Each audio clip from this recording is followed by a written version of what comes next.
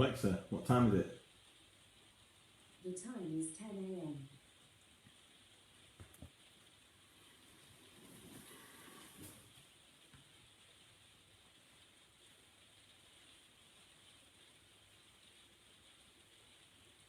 Hi Rebecca, hi Joan, hi Charles. Hi Matt, good morning to you. Hi Claire, hi Rhoda, Rosie, how you doing?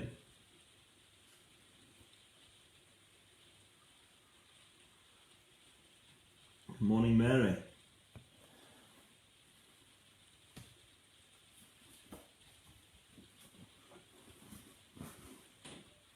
Hi Janine.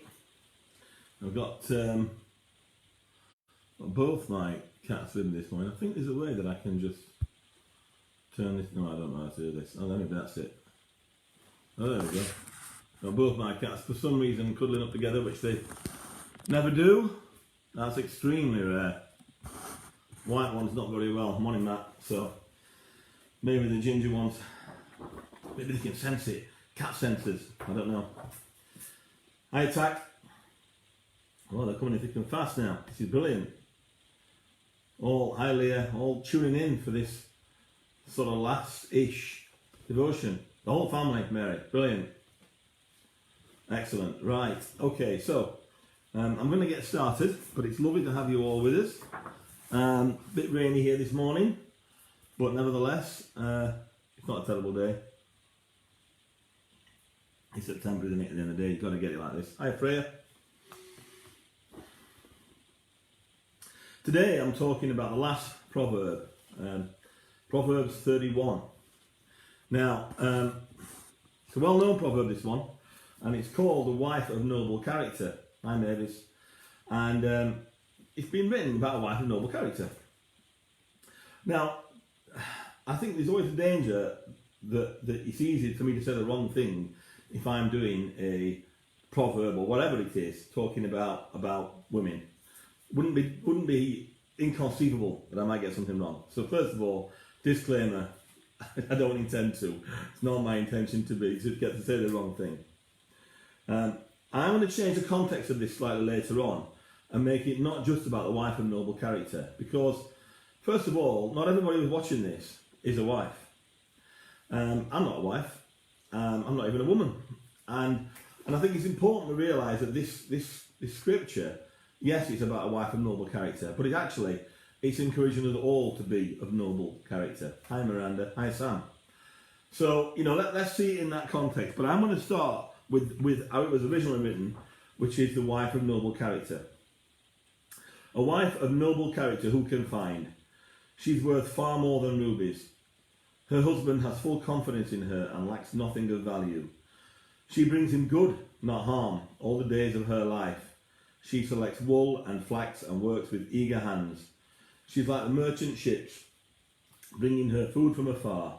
She gets up while it is still night and provides food for her family, and portions for her female servants. She considers a field and buys it. Out of her earnings she plants a vineyard. She sets about her work vigorously. Her arms are strong for her tasks.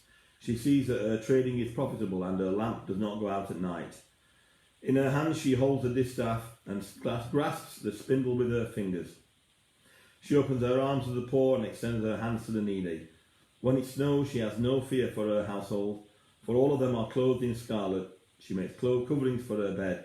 She is clothed in fine linen and purple. Her husband is respected at the city gate, where he takes his seat among the elders of the land.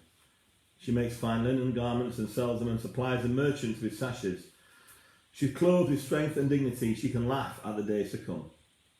She speaks with wisdom, and faithful instruction is on her tongue. She watches over the affairs of her household and does not eat the bread of idleness. Her children arise and call her blessed. Her husband also, and he praises her. Many women do noble things, but you surpass them all. Charm is deceptive and beauty is fleeting, but a woman who fears the Lord is to be praised.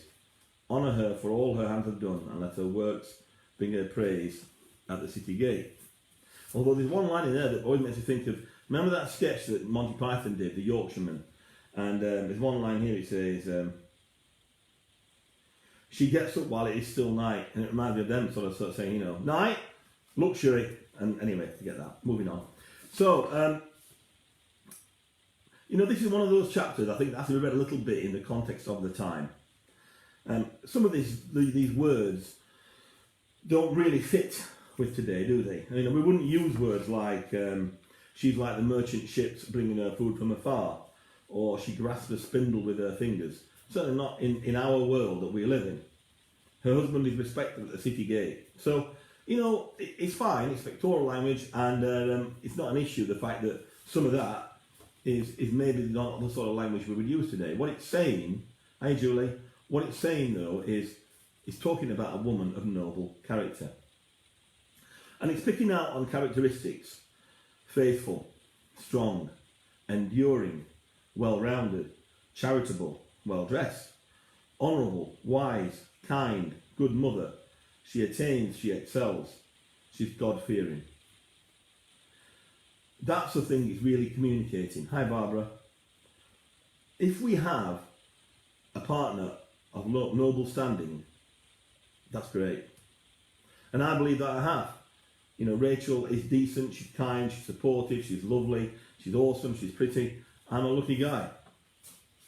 But just because I've got a wife of noble standing, or I believe I have, that also there's a duty upon me to be a husband of noble standing.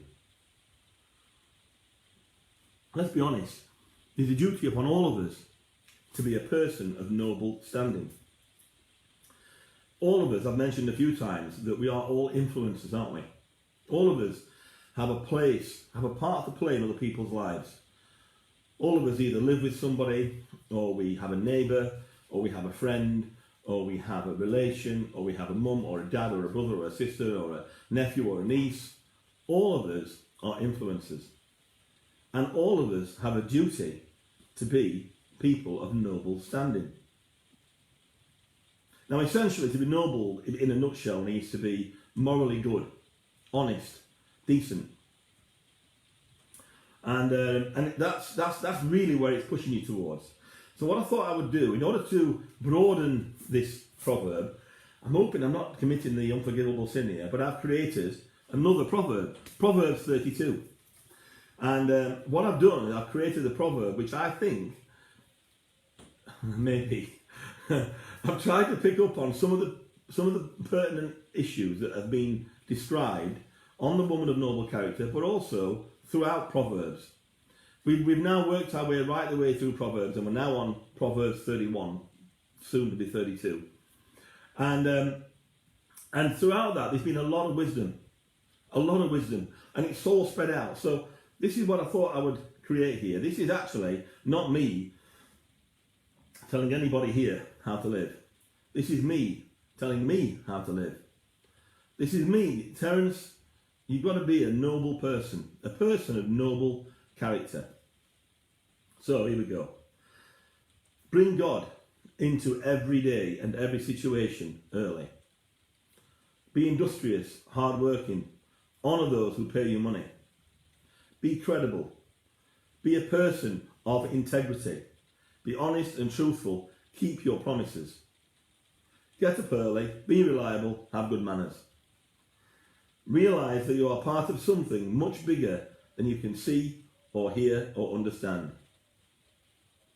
In action and deed, consider those you influence, which is everybody you know, everybody you meet, everyone who knows me, everyone who knows or hears about me. Consider those.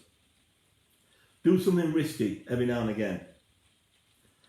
Let my yes be yes and my no be no. Don't use words to trick people with half-truths and almost lies.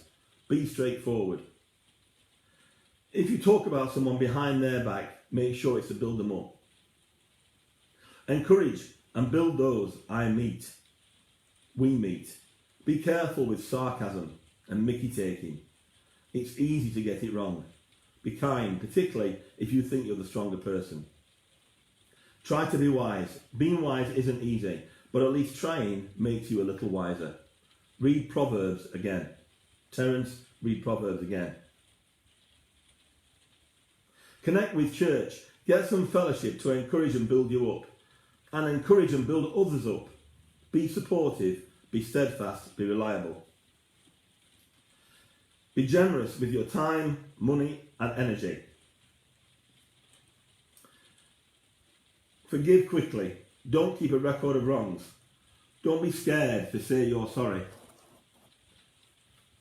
Tell people you love that you love them. Try to leave a positive legacy wherever you go. Let others remember you as someone that helped them. Laugh as often as you can. Don't be scared to get emotional. And lastly, read your Bible, pray every day if you want to grow. So that was my Proverbs 32. Now I hope what I've done there is not the unforgivable sin. Hopefully not. And I've also added some things here that are pertinent to 2020. Wash your hands and wear a face mask when you should. Remember, social media isn't real life. Be easygoing. Don't be a prima donna. Don't be a Mardy bum. Don't eat too much chocolate, but eat a little bit. Don't spend too much time on your phone when you should be with somebody. Put it down and engage with the person you're with. So that's brought it right up to date. So, ladies and gentlemen, that is we're now at the tail end of the devotionals as we understand them. Obviously, it could all change again. I mean, we've had this change again last night from Boris, and that's got impact for the next 6 months, which takes us through Christmas. It's going to be an unusual ride, isn't it? But for the moment, the daily devotionals are finishing and they pick up again next Wednesday. You know, have you ever heard of a word called serendipity? Well, I think serendipity is exactly the right word for what I feel about devotions. You see, the 30th of the 3rd, 2020 was my first devotion. That's near as it comes to 6 months ago. During that 6 months, every week I've done one of these, or two of these, apart from 2 weeks ago when I was on holiday for 2 weeks. And when we set these off, the idea being that it would mean that people that were missing church and missing the ability to connect could connect, even if it was in this small way. And that was the right thing to do. And it enabled us to give people teaching, connect with them right in their homes, and it enabled the church to still exist because we couldn't meet. Now, the idea was it would help those people that watched it. But in actual fact, serendipitously, it's been an immense help to me as well. Now, serendipity means the phenomenon of finding value or something agreeable in things that you didn't think you would. So it's like putting your pair of trousers on and finding 20 quid that were there from 2 years ago. You know, it's something that it's a good thing that you didn't think was going to happen. You thought you'd get this, but you got that was even better. And, you know, I knew that doing this would be a good thing. How could it be a bad thing? And at times it's been a bit difficult to fit it in, but I knew that it was the right thing to do. But it's actually, I think, I don't know how you guys have found it, but it's been, I think, a brilliant thing for me. Because what it's enabled me to do is to have a discipline once a week to learn my Bible for a start. I've had to read up on something that I wouldn't have normally read. That's one thing, which is great for my discipline. Secondly, and this is something that I didn't foresee, it's enabled me to connect with people. There's people that have watched this almost every day, you know, which is phenomenal. If I had a hat on, I would take it off to you. You know, that's brilliant because, you know, there's been times when I've been good and times when I've been less good. You don't know what you're going to get. And that's been amazing. So there's some names out there that I already knew that have watched this. Names that there's one or two people that have watched this which I would have already considered to be in my very close friends. But then there's been other people that I knew fairly well. Barbara Wright would watch this almost every day. I don't think I've ever missed it. But other people as well that, you know, I knew from church, Claire Liversidge, Mary Bottomley, that are very, very regular in watching this day after day after day. And I cannot tell you how encouraging it is when we switch this on and it's like, Mary Bottomley is watching, Barbara Wright says hello, whoever it is, it's really encouraging. And that has been a massive encouragement to me, hugely. Then there's been people that I didn't know quite so well. But all of a sudden, I feel like I know better, like Claire Liversidge. Didn't know particularly well before this, but because I've sort of connected with her every day on this thing, I feel like I know her a bit better. Certainly she knows me a bit better because you've been watching this. Then there's been new friends that we've found. Auntie Julie. I met Auntie Julie on Sunday, which was brilliant. Julie's watched a lot of these. I mean, I don't know how many she's watched because I've not been in them all. I've watched most of the ones that I've not done. I have on by the side of my laptop while I'm working. But I've not seen them all, but she's in loads of these. And it was brilliant to see Julie on Sunday. It was like, wow, I'm meeting Julie. It was great. Scott.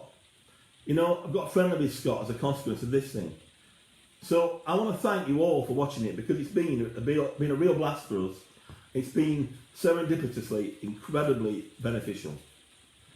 So that's us signing off for the moment. Church is on Sunday. It's still on. We can still do it. So we are going to be there on Sunday. Book into Eventbrite. Get along there. It was great last week. It really genuinely was. 10 o'clock or 11:30. Please book in. If you can't do it, can't work it out, contact us. We'll talk you through it. It's a piece of cake once you know how to do it. But try and get to church on Sunday. And of course, there is the devotion next Wednesday as well. Till then, good night, not good night. God bless. See you later. Bye bye.